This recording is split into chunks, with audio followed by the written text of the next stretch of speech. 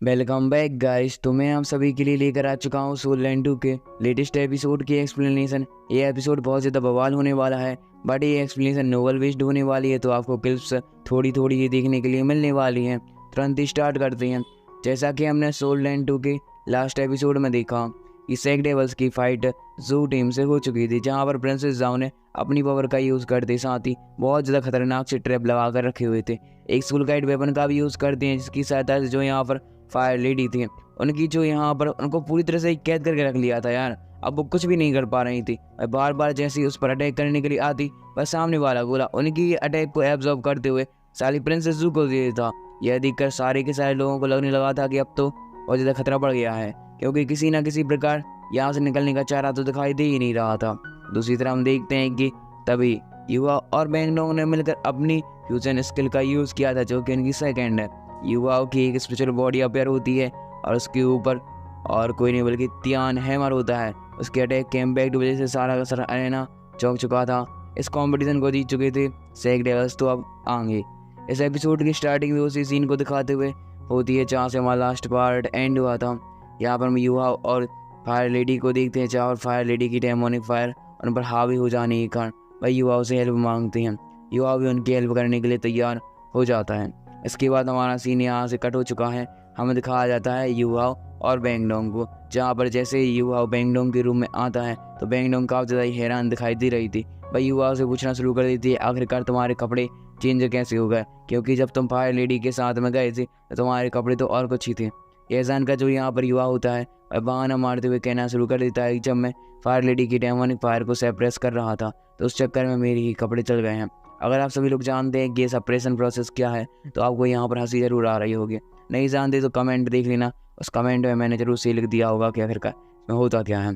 तभी हमें दिखाया जाता है युवा और बैंगडोंग को, जो कि आपस में बात करते हुए कहना शुरू कर देते हैं कि देखो हमने 2 फ्यूजन स्किल को तो मास्टर कर लिया है, पर यहाँ पर 2 और रह गई हैं। मतलब 2 को उन्होंने 4 को तो सीख लिया है, और मास्टरी करने में बहुत ज़्यादा टाइम लगता है, जिसकी वजह से यहाँ पर हम देखते हैं कि युवा और बैंगडोंग बात कर रहे थे अगर हमें कॉम्पिटिशन में जीतना है, सामने वाली टीम को हराना है, सन मून एम्पायर की टीम को, तो हमें अपनी दोनों स्किल को भी और भी ज़्यादा अच्छी तरीके से कंबाइन करना होगा।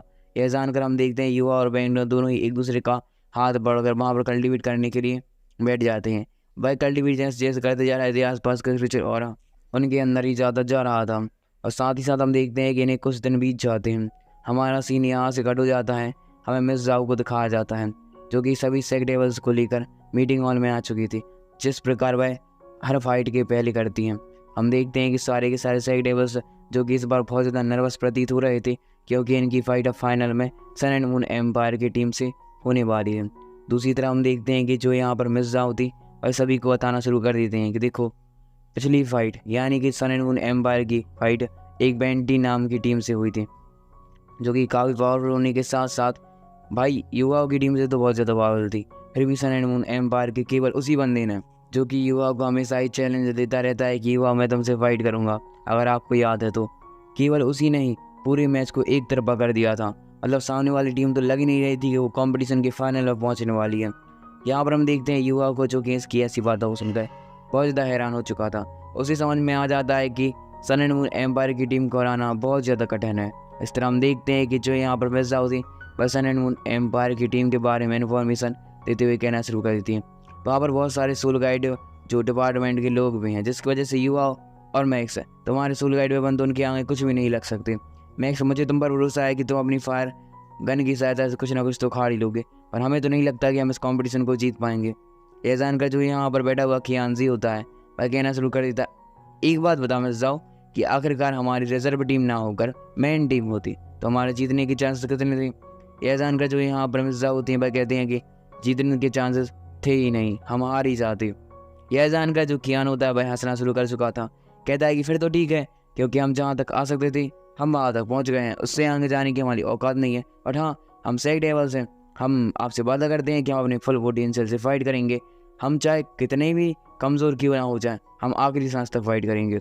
यह जानकर जो मिर्जा होती हैं वह कहती हैं, आप लोगों ने पिछली फाइट के दौरान भी यही बोला था, बट पूरा मैच एक तरफा ही दिखाई दे रहा था, क्योंकि जो तुम सभी लोगों ने एक बड़ी वाली गलती ये कर दी है कि सारे के सारे कंपटीशन में तुमने अपनी सारी स्किल को प्रदर्शित कर दिया है। इसकी वजह से तुम्हारे कॉम्पिटिटर के पास उसको एलिमिनेट करने की किसी प्रकार की स्किल या सोल गाइड वेपन का जुगाड़ कर ही लेते हैं, जिस प्रकार प्रिंसेस जाओ ने लास्ट एपिसोड में किया था। सोल गाइड वेपन की सहायता से जो यहाँ पर फायर लेडी होती है उन्हें ही ट्रैप कर लिया था, क्योंकि उसे पता था फायर लेडी सबसे ज़्यादा पावरफुल है। यह जानकर सभी सेक्टर्स उनसे माफी मांगते हुए कहना शुरू कर देते हैं, आप जैसा कहेंगे हम ऐसा ही करेंगे। वैसा बताते हैं, देखो मेरे पास एक थोड़ा थोड़ा तो प्लान है, अगर हम उसमें कामयाब हो जाते हैं तो हो सकता है कि हम सन एंड मून एम्पायर की टीम से जीत जाएं बाई चांस, क्योंकि बिना लक की सहायता से हम बिल्कुल भी नहीं जीत सकते। यह जानकर सारे सेक्टर्स खुश दिखाई दे रहे थे और पूछना शुरू कर देते हैं, आखिरकार आपका प्लान क्या है। मिर्जा बताते हुए कहना शुरू कर देते हैं, देखो सबसे पहले सन एंड मून एम्पायर की टीम के बारे में सुन लो।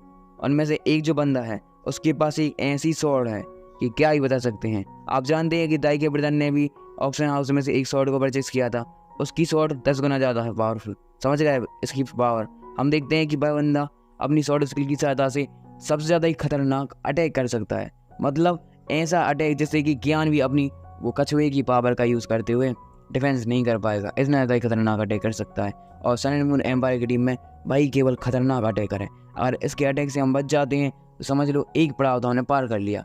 यह जानकर जो सेक्टेबल्स होते हैं यहाँ जवाब देते हैं। दूसरी तरफ में दिखाया जाता है जो मिर्जा होती हैं वह बताना शुरू कर देती हैं। दूसरा है सन एंड मून एम्पायर की टीम का कैप्टन। अब ये कैप्टन है, इसकी पावर तो वैसे कम है, ये डिफेंस एबिलिटी वाला है जिस प्रकार मैक्स है, तो पर इसने सोल गाइड वेपन का इतनी ज़्यादा अच्छी तरीके से यूज़ करना सीख लिया है, क्या ही बता सकते हैं, क्योंकि वह अपने सोल गाइड वेपन की सहायता से सामने वाले वॉरियर को काफ़ी आसानी से हरा सकता है।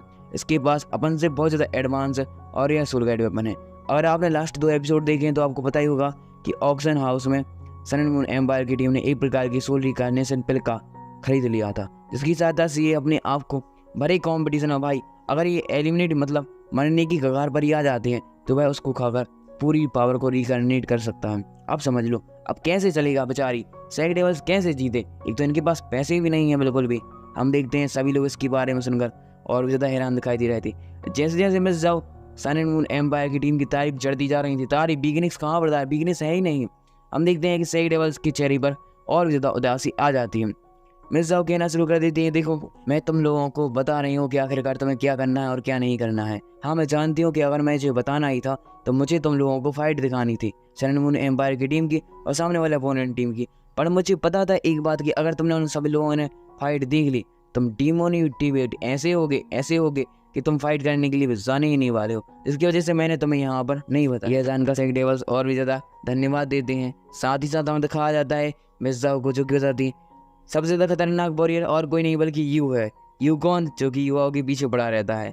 यू युवाओं को तो मारना चाहता है, साथ ही साथ यहाँ पर अगर उसे युवाओं से फाइट करने के लिए नहीं मिला तो और भी ज़्यादा दिक्कत हो सकती है। पर मेरे पास एक प्लान है कि अगर हम युवा और बैंगडोंग को फाइनल खेलने के लिए नहीं भेजें तो अब यहाँ पर सबकी सनक जाती है तब जब इस बात को मिस जाओ ने बोल दिया है, क्योंकि मिस जाओ अगर युवा और बैंगडोंग को ही नहीं भेजेंगी तो इनका मैच एक तरफा ही हो जाएगा, सन एंड मून एम्पायर की टीम आराम से ही खदेड़ ली जाएगी। जबकि हम देखते हैं कि जो मिस जाओ होती हैं वह कहना शुरू कर देते हैं कि हम पता है कि हम युवा और बैंगडोंग की फ्यूजन स्किल जो कि 4 बना ली हैं इन लोगों ने, तो उनकी सहायता से इस मैच को थोड़ी बहुत जीतने की पोजीशन क्रिएट कर सकते हैं। पर यहाँ पर दिक्कत वाली ये आती है कि युवा होगी बहुत ज़्यादा बड़ी प्रॉब्लम ये है कि यू अगर उसके सामने आ गया और यू ने किसी प्रकार का घातक अटैक चढ़ दिया तो युवा कहता है कि मुझे अपनी जान की बिल्कुल भी परवाह नहीं है और मैं अपने सेक डेवल्स और सेक एकेडमी की नाक को बचाने के लिए कुछ भी कर सकता हूँ। साथ ही साथ अभी मिस जाओ को दिखाया जाता है जो कि युवाओं की ऐसी बात है सुनकर उसको शाबाशी देती हैं और कहना शुरू करते हैं, अच्छा ठीक है पर मेरे पास अभी भी एक प्लान है, क्योंकि तुम पहले राउंड में नहीं जाने वाले हो, क्योंकि अगर 7 वर्सेस 7 या 6 वर्सेस 6 का हुआ तो तुम नहीं जाओगे, तुम जाओगे पूरी फुल फाइट में। ऐसा इनकर युवा और बैंगडोंग हम जवाब देते हैं। अब देखते हैं कि एपिसोड में क्या होता है। ये तो नोबल बेस है। इसके बाद हमारा सीन यहाँ से कट हो चुका है। हमें दिखाया जाता है कॉम्पिटिशन के डे का सीन, जहाँ पर सारे के सारे लोग काफ़ी ज़्यादा एक्साइटेड लग रहे थे क्योंकि यार ये फाइनल है यार। जबकि सन एंड मून एम्पायर के एम्बरर भी यह देखने के लिए बेतुक लग रहे होते हैं कि आखिरकार कौन सी टीम इस कंपटीशन को जीतने वाली है। अगर युवा उस कंपटीशन को जीत गया ना तो उसको भाई स्कॉर्पियन लेडी की सोल बोन मिल जाएगी, जो कि ऑक्शन हाउस में भाई लेने का ट्राई कर रहा था, पर ये चुरकट था साला सन एंड मून एम्पायर की टीम का मेंबर, क्योंकि ये जानता था कि अगर यहाँ पर युवा को सोल बोन मिल जाती है तो सन एंड मून एम्पायर की टीम के लिए घातक हो सकता है। इसके बाद हम देखते हैं कि सभी लोगों की वहाँ पर धमाकेदार एंट्री होती है। जो इंस्ट्रक्टर होते हैं सारे के सारे लोग एक दूसरे के साथ में आते हैं और पहले 7 वर्सेस 7 का मैच था, अब युवा और बैंगडोंग नहीं जाने वाले हैं। मिर्जाओ कहते हैं कि युवा और बैंगडोंग को छोड़कर सभी लोग यहाँ से निकल जाएं, क्योंकि अब बस अभी फाइट करने वाले हैं। जैसे ही दाई और जो यहाँ पर ब्रदर बीवी होते हैं दोनों ही कप्तानी कर रहे होते हैं। वह अपनी टीम को लेकर आ चुके थे अरेना में जैसे यू को पता चल जाता है कि युवाओं मैच को नहीं खेलने वाला फाइनल, तो भाई युवाओं को चुराते हुए उसको उकसाना शुरू कर दिखा था। क्यों युवाओं पिद्दी निकले क्या, मुझसे डरा गए, तो अपनी सेक डेवल्स को बचाने के लिए मुझसे फाइट नहीं करोगे? तुम तो वैसे बड़ी बड़ी डींगे फाँक रहे थे। मैं तुम्हारे टैलेंट को देखना चाहता हूँ युवाओं, बाहर आओ मेरे साथ खेलो युवाओं जो कि काफ़ी ज़्यादा ही नर्वस था और उसे गुस्सा भी आ रहा था क्योंकि उसने काफ़ी ज़्यादा बुरा वाला बोल दिया है। कहता है माँ का दूध नहीं पी गया, अब माँ पर चला गया है। युवा की माँ की आप जानते हैं स्टोरी थोड़ी गड़बड़ चल रही है, जिसकी वजह से युवा मुट्ठी बांध लेता है अपने गुस्से को सप्रेस करने के लिए। जबकि यहाँ पर जो मिर्जा होती हैं उसे समझाती है कि ये तो गुस्सा नहीं कर रहा है। कंपटीशन शुरू हो जाता है। कंपटीशन में हमें उन्हीं दो बंदों को दिखाया जाता है जिनके बारे में अभी मिर्जा बात कर रही थी, और ये भी काफ़ी ज़्यादा पावरफुल लग रहे हैं। कंपटीशन जैसे स्टार्ट होता है सारे के सारे लोगों ने अपनी अपनी पोजीशन को ले लिया था। इसी के साथ हमारी पार्ट यहीं पर एंड हो जाता है। इसका नेक्स्ट पार्ट आपको जल्दी देखने को मिलेगा, फाइट देखने को मिलेगी शनिवार को।